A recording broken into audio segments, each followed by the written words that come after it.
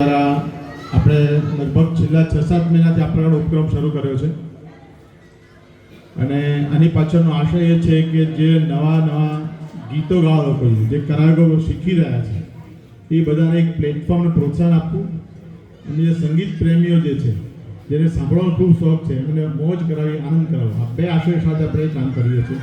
લગભગ છેલ્લા 6 મહિના 7મો પ્રોગ્રામ છે. 6-8 મહિનાથી આ પ્રકારનો પ્રયત્ન અને પ્રોગ્રામ કરતા હોઈએ છીએ. અહીંયા જે ગાવા લોકો બધા છે એ એક ભાનુભાઈ જે લેજન્ડ સિંગર છે એમને છોડી દીધે બધા જ લોકો જે છે ઓલમોસ્ટ શીખવા લોકો છે, શીખી રહ્યા છે. એ કોઈ કદાચ એકાદ પગથિયે ઉપર છે, કોઈ બીજા પગથિયે ઉપર છે, કોઈ ત્રીજા પગથિયે, આટલો જ ફરક છે. બાકી બધા લોકો શીખી રહ્યા છે અને દરેકની ઈચ્છા પણ છે કે આ સંગીત જે છે જે ગાઈએ છે એના કરતાં વધારે સારું કેવી રીતે ગાઈ શકાય, એના લય, તાલ, સુર બધા અનેક વિષયો આવે છે. તો બે વસ્તુ એની અંદર ધ્યાનમાં એ રાખવી જોઈએ આપણે કે સંગીત મ્યુઝિક એઝ અ સબ્જેક્ટ એ સારી વસ્તુ એ છે કે મ્યુઝિક સંગીત એક વિષય તરીકે આપણે શીખવું જોઈએ અને એના જે ક્લાસીસ છે રેગ્યુલરલી ભાનુભાઈ ત્યાં ચાલતા હોય છે. ઘણા બધા મારાથી માંડીને ઉષાબેન છે, જીતુભાઈ છે, ઘણા બધા લોકો રેગ્યુલર ક્લાસમાં પણ આપણે શીખતા હોય છે.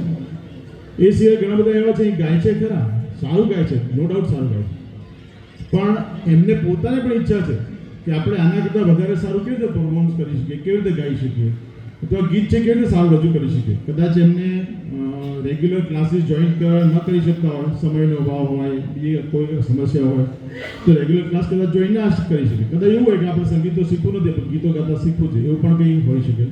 તો જે કંઈ કારણ હોય, પણ આ વખતે આપણે એવો વિચાર કર્યો છે કે આવતા મહિનાથી જે લોકોને માત્ર આ જે ગીત રજૂ કરવાના છે એ ગીત શીખવું હોય તો એ ગીત એકલું ગીત શીખવાની વ્યવસ્થા છે. પણ આપણે હમણાં મેં ભાનુભાઈને વાત કરીને એમણે મારી વાત સાથે સંમત પણ થયા છે.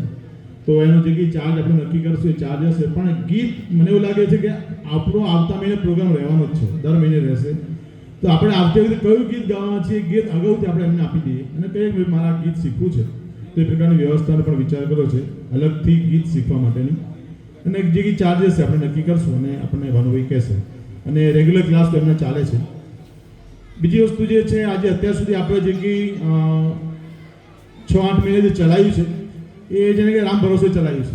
કેટલાક લોકો ડોનેશન આપે, કોઈ સહયોગ કરે, એમ કરીને ચાલુ છે. પણ મને એવું લાગે જો આને લાંબુ ચલાવવું હોય, લાંબા ગાળા સુધી વ્યવસ્થિત ચલાવવું તો બેઝિક ખર્ચો જે છે, અનિવાર્ય ખર્ચા જે પણ આપણે કોન્ટ્રીબ્યુટ કરવા જોઈએ. એટલા માટે આ વખતથી આપણે એક ગીત દીઠ 150 રૂપિયા આ સહયોગ શુલ્ક છે. આ કોઈ કમર્શિયલ કે પ્રોફેશનલ ચાર્જીસ કે એવું નથી. આપણે બેઝિક ખર્ચો જે નીકળતો હોય એ ખર્ચા પૂરતા આપણે લઈએ છીએ. કોઈ એકદમ જેન્યુન એવું હોય કે નથી આપી શકે તો એનો અલગથી વિચાર કરી શકે. પણ કુલ મળીને બેઝિક ખર્ચા પૂરતા 2-3 ફેરફારો આ વખતના કાર્યક્રમથી કર્યા છે. એ બધાની જાણકારી માટે હતું. તો આપણે ધ્યાનમાં રાખીશું અને આવતા મહિનાથી આપણે એટલું ગીત પણ શીખવું છે શીખી શકીશું. એ અગાઉથી આપણે ભાનુભાઈને જાણ કરીશું. આજે સંગીતનો આખો જે વિષય છે, આપણા ભાનુભાઈ લેજન્ડ સિંગર છે, બહુ સારું ગાય છે પણ ખરા, સારા પ્રોફેશનલ સિંગર છે, પોતાનું ગ્રુપ પણ ચલાવે છે અને પોતાના ક્લાસ પણ ચલાવે છે.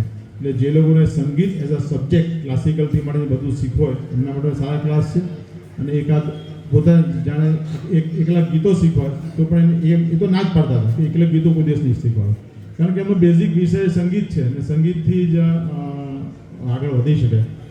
પણ મેં એમને આગ્રહ કર્યો છે આપણા બધા લાભાર્થી, એટલે એ થોડા વિચાર કરી રહ્યા છે અને આપણે કદાચ આવતા મહિનાથી એનો જે લોકોને ગીત એકલું શીખવું છે એનો પણ આપણે ભાનુભાઈ આપણને મદદ કરશે. આટલી વાત મારે કર્યું. દેશ ટુ ભારત માટે.